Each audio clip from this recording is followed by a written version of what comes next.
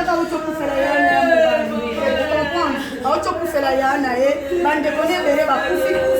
yenda tikala totala bana bandeko ne bazebele basimile na tikali na bango eza basusi en plus mama za mutamuni omoni mutamuni na koza za na susi mona kata motema na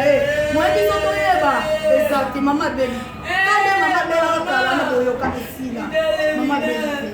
papa na biso kusa ata mwa mukebo eto ata mwa mituna kusa ata mwa mukebo papa na biso s'il vous plaît on a susi makasi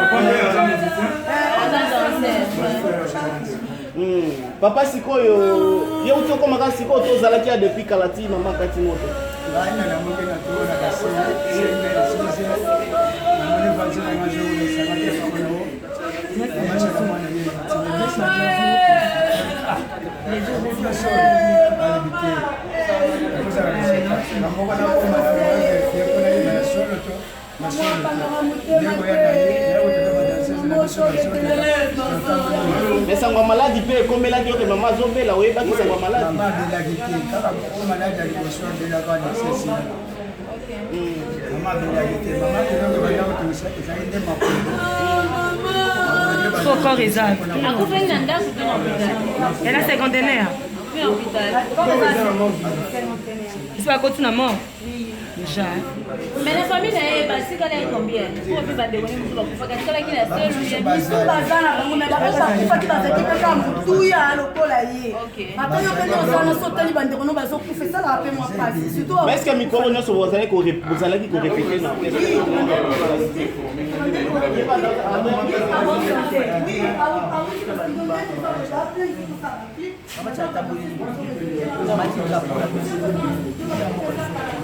la musique azobimisa bato na langue oyo bato bayebi te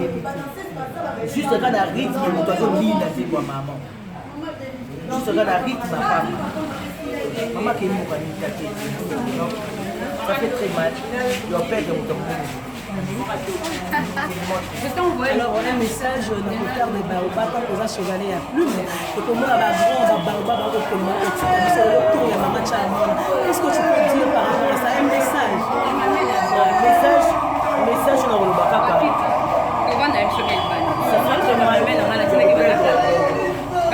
mama Tchala eza pasi mais mama ndenge aza wana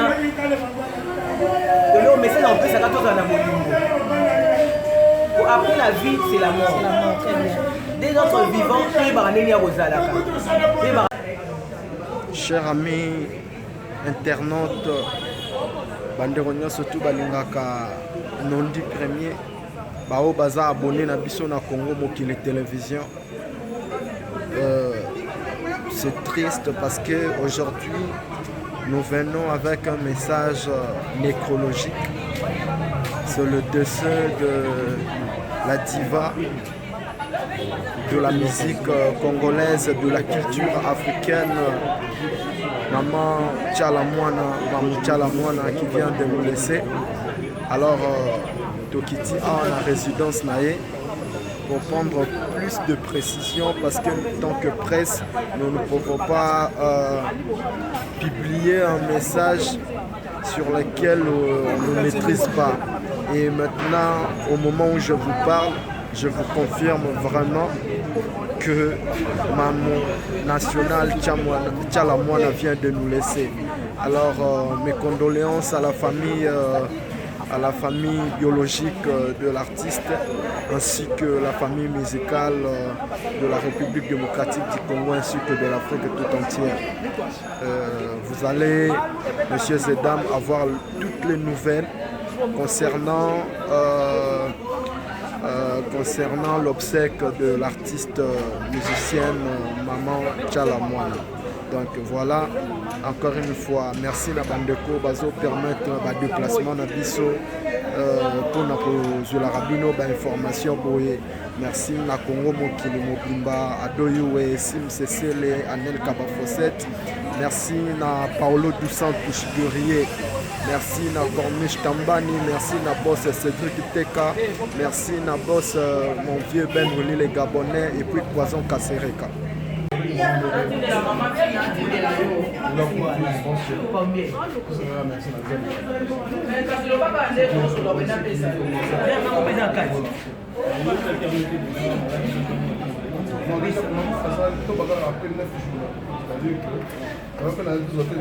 la précision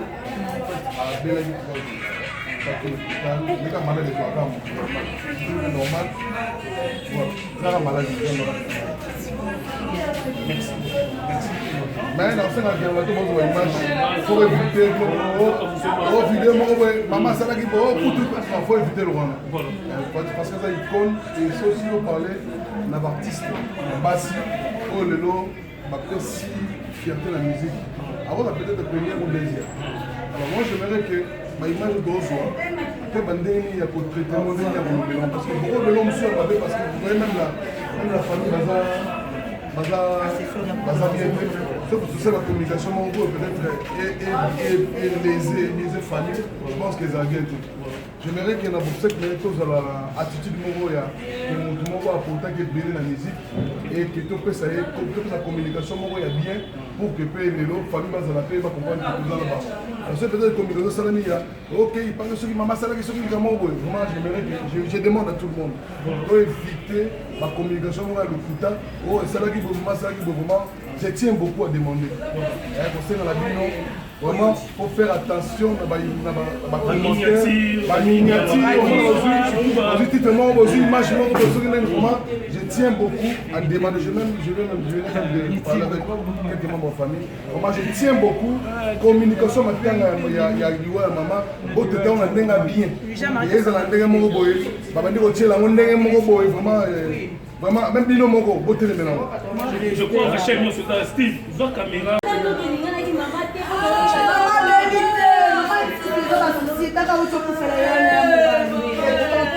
autokufela yana ye bandeko nebele bakufi ye ndatikala totala bana bandeko ne bazebele basimile natikali na bango eza basusi en plus mama aza moto monene omoni moto monene akoza aza na susi mona kati ya motema na ye moyebi so toyeba ezati mama beli kande mama beli akokala na boyoka esila mama beli papa na biso pusa ata mwa moke boye to ata mwa mituna pusa ata mwa moke boye papa na biso s'il vous plaît Papa na susi makasi papa sikoyo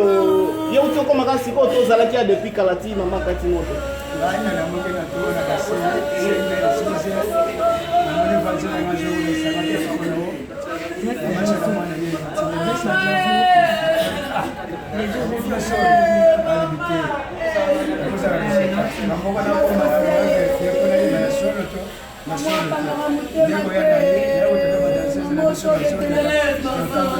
mais sangwa maladi pe ekomelaki yoke mama azobela oyebaki sangwa maladi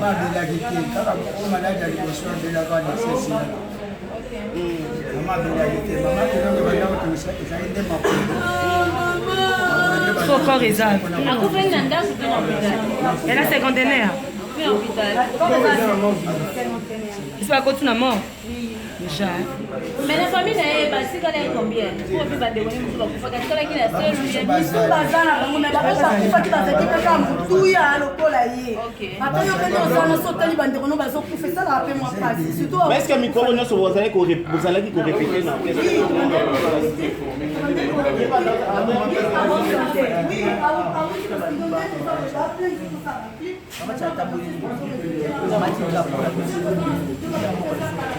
la musique azobimisa bato ya langue oyo bato bayebi te juste kaka na rythme moto azolinda te kwa mama juste kaka na rythme ya femme mama kemokanisa te ça fait très mal yo perdre moto monene Alors on a un message na kotar de baoba tant koza chevaler ya plume tokomona bagrand babaoba bakokoma kotika biso retour ya mama Chamona. Qu'est-ce que tu peux dire par rapport à ça? Un message na koloba kaka